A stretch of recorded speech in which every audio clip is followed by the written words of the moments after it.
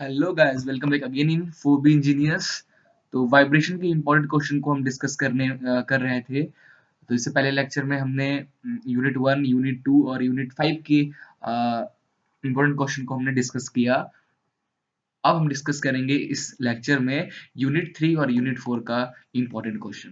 तो मैं हूं आशीष सिंह, आप देख रहे हो 4B इंजीनियर्स। तो चलिए शुरू करते हैं।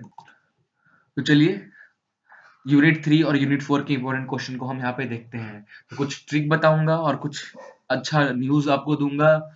एज पूरा सिलेबस कंप्लीट करने का कुछ ट्रिक बताऊंगा कुछ तो, और कुछ इंपॉर्टेंट न्यूज भी आपको दूंगा। ठीक है, तो ये जानने के लिए ये वीडियो पूरी लास्ट तक देखिएगा। ठीक है, तो चलिए शुरू करते हैं। यूनिट 3 में ओवरऑल मैंने पेपर्स को देखा, तो पेपर्स पुराने पेपर्स को देखने के बाद मैंने रिव्यू किया कि ये सब क्वेश्चन हमेशा बनते हैं और इस बार भी बनेंगे। और अपना भी कुछ एक्सपीरियंस से मैंने एक टोटल 9 क्वेश्चन को मैंने सेलेक्ट किया है जो कि यूनिट 3 से हमेशा पूछा जाता है। ठीक है, तो चलिए देखते हैं वो 9th क्वेश्चन क्या, ये 9 क्वेश्चन कौन कौन से हैं। तो पहला क्वेश्चन है, मैंने देखा राइट शॉर्ट नोट्स ऑन। ज्यादातर लास्ट में एकदम क्वेश्चन आपको ऐसा मिल रहा है, काफी आपका जो सीबीजीएस सिलेबस चल रहा है उसके अकॉर्डिंग लास्ट में आपको एक क्वेश्चन मिलता है जिसमें शॉर्ट नोट पूछता है। ठीक है, तो उसमें आपको critical speed of shaft carrying multiple disc, okay, और that is a whirling of shaft. Unit 3 का व्हिर्लिंग ऑफ शाफ्ट वाला जो टॉपिक है उसका है। और critical speed means whirling speed of shaft carrying multiple disc. Okay, when the shaft having two disc rotate due to this critical speed, then what happened? तो आपको ये एक्सप्लेन करना है। And second is torsional vibration absorber क्या होता है। तो मैंने आपको वाइब्रेशन एब्जॉर्बर बताया था, क्लियर। तो ये टॉर्सनल वाइब्रेशन एब्जॉर्बर क्या है आपको वो बताना है। तो ये दो आपको पूछा जा सकता है, क्लियर। नाउ सेकंड है हमारा, what is whirling speed, discuss its importance. Whirling speed क्या होता है उसको डिस्कस कीजिए।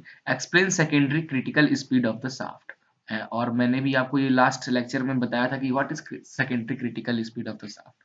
तो ये आपको लिखना है, ठीक है। इसकी डेरिवेशन आपको करने की जरूरत नहीं है। आप नॉर्मली व्हिर्लिंग स्पीड क्या होता है डिटेल लिख देना और बता देना कि if omega is equal to omega critical speed of shaft is equal to sorry angular velocity of shaft is equal to critical speed, and then the more vibration will be generated when omega shaft vibration will greater than the critical speed. In this case the vibration will be less। तो ऐसे ये सब आप लिख देना, ठीक है। And third is what do you understand by semi definite system. तो ये टॉपिक मैंने आपको नहीं पढ़ाया है बिकॉज बहुत छोटा सा टॉपिक है और उसको आप देख के खुद पढ़ सकते हो, ठीक है। तो आप वो लिख लेना, तो ज्यादा नहीं, ये 5 6 7 लाइन में कवर हो जाएगा, ठीक है। फोर्थ क्वेश्चन है हमारा, what is mean disadvantages of dynamic vibration absorber. तो आपने जो वाइब्रेशन एब्जॉर्बर पढ़ा, क्या किया, वाइब्रेशन एब्जॉर्बर कोई सिस्टम के वाइब्रेशन को एब्जॉर्ब करना है तो उसके लिए आप एक और सिस्टम आप उसमें ऐड कर देते हो, तो उसका डिसएडवांटेजेस क्या है वो आपको लिखना है। और what is tuned vibration absorber. तो मैंने ट्यून्ड वाइब्रेशन एब्जॉर्बर आपको नहीं बताया है, तो एक बार आप देख लेना ट्यून्ड वाइब्रेशन एब्जॉर्बर क्या है, क्योंकि बहुत कम है ये पूछा जाता है, ठीक है। अगला हमारा define principal mode of vibration. तो what is principal mode of vibration. जब हम अनडैम्प्ड फ्री वाइब्रेशन पढ़ रहे थे उसी में हम जाने थे प्रिंसिपल मोड ऑफ वाइब्रेशन क्या होता है। मींस जब आपका कोई दो मासेस है वाइब्रेट होते हैं एट सेम फ्रीक्वेंसी और in same phase, due to this the principal mode of vibration will be develop. और उसका हमने दो मोड से ग्राफ भी बना के दिखाया था, ठीक है। तो वो आपको यहाँ पे करके आपको ग्राफ बना बना देना है, क्लियर। नाउ सेवन क्वेश्चन, ये क्वेश्चन दो तरीके से पूछा जाता है, तीन तरीके से एक्चुअली पूछा जाता है। या तो डायरेक्ट आपको बोल देगा कि अनडैम्प्ड फ्री वाइब्रेशन का डेरिवेशन कीजिए, ठीक है, अनडैम्प्ड फ्री वाइब्रेशन के डेरिवेशन कीजिए। या तो ये क्वेश्चन घुमा के आपको ऐसे पूछेगा, consider the simple 2 degree of freedom system where masses are constant to move in the direction of spring axis या spring axis, derive the differential equation for it, and also sorry for that. तो कहाँ थे हम, okay. Question 7 को ऐसे पूछा जा सकता है, consider a simple 2 degree of freedom system where masses are constant to move in the direction of spring axis, और derive the differential equation for it, and also define first mode and second mode of vibration. जो मैं बात कर रहा था difference between sorry principal mode of vibration में लिखने के लिए, वो यही था। इसका जो ग्राफ बन के आएगा अनडैम्प्ड फ्री वाइब्रेशन डेरिवेशन का, वो आपको करना है। क्वेश्चन 6 हमारा छूट गया था, what is difference between vibration isolator and vibration absorber. तो मैंने आपको ये भी बताया था कि what is difference between vibration isolator और what is difference between this two. Okay, और ये जो 7th क्वेश्चन है वो एक तरीके से और पूछा जाता है, derive the frequency equation for a 2 degree of freedom system which is it called the frequency equation. ठीक है, आपको डेरिवेशन करना है अनडैम्प्ड फ्री वाइब्रेशन सिस्टम का, 2 डिग्री ऑफ सिस्टम का डेरिवेशन करना है, और उस डेरिवेशन में आपको बताना है कौन सा इक्वेशन है जिसे हम फ्रीक्वेंसी इक्वेशन कहते हैं। क्लियर। 8th क्वेश्चन जो मैंने सेलेक्ट किया है वो दो तरीके से आपको क्वेश्चन पूछा जाता है। अगर डायरेक्ट पूछे तो what is coupled vibration and it's derivation, explain it's derivation. ठीक है, कपल्ड वाइब्रेशन क्या होता है, या फिर बोला जाए तो combined rectilinear and angular motion क्या होता है।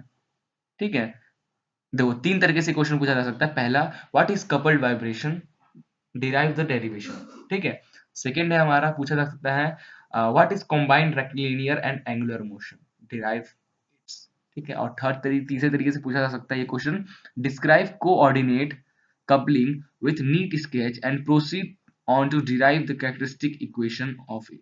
Okay, what are the two roots of this equation. तो दो आपको उस जब कपल वाइब्रेशन हम पढ़ा रहे थे तो उसमें आपको लास्ट में फ्रीक्वेंसी जो निकल के आता है तो उसमें आप ध्यान दिए होंगे डबल रूट। जैसे for example frequency for 1 omega n1 था root of a plus C by two minus 1/2 under root of a minus C, double root वाला सिस्टम।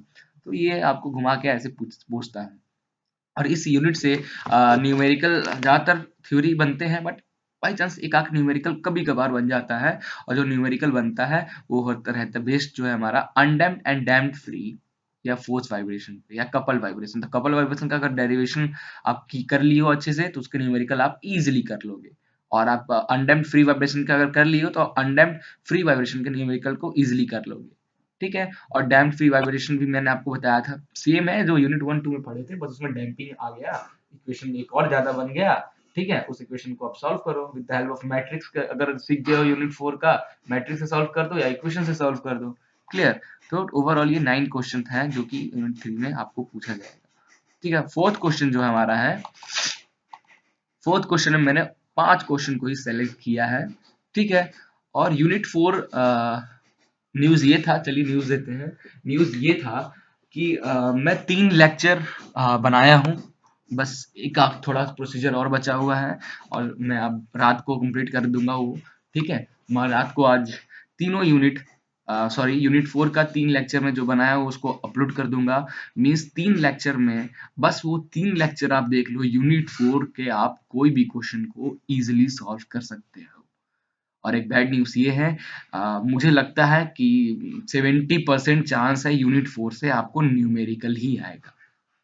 ठीक है, न्यूमेरिकल ही आएगा यूनिट 4 से, मुझे 70% चांस है न्यूमेरिकल आएगा। क्लियर। तो थोड़ा ध्यान देना। तो मैं 3 लेक्चर ही इस यूनिट का बनाया हूँ, और 3 लेक्चर में इस यूनिट के जितना न्यूमेरिकल है, इस यूनिट के हर एक न्यूमेरिकल को आप वो 3 लेक्चर के हेल्प से सॉल्व कर सकते हो। ठीक है, तो आज रात को मैं अपलोड कर दूंगा। तो पहला क्वेश्चन है, right the equation of motion of a multi degree of freedom system in matrix form using the flexibility matrix और स्टिफनेस मैट्रिक्स। ठीक है, तो what is flexibility influence matrix, what is stiffness matrix. तो आपको with the help multi degree of freedom का एक system बनाना है, और with the help of matrix और with the help of influence coefficient you have to find the equation of motion of flexibility matrix and the stiffness matrix। तो मैं आपको starting में ये चीज सेकेंड लेक्चर में मैं आपको ये बता दूंगा। Okay, now what is the expansion theorem, what is it important, and explain the model analysis procedure। तो ये एक थ्योरी है। ठीक है, छोटा सा, वो आप पढ़ लेना, आपके पास कोई बुक्स वगैरह होगा, बहुत छोटा थ्योरी है, देख लेना, ये मैं टॉपिक आपको नहीं बता रहा हूँ। ठीक है, और ये कम चांस है आने का, बट हाँ जो 30% है उसमें उसमें से मैं 20% बोलूंगा ये क्वेश्चन आ सकता है, बाकी 10% जो है वो हवा में। ठीक है, थर्ड है न्यूमेरिकल। अब न्यूमेरिकल इस यूनिट से कौन कौन से पूछा जा सकता है, इस यूनिट से न्यूमेरिकल आपका पूछा जाएगा।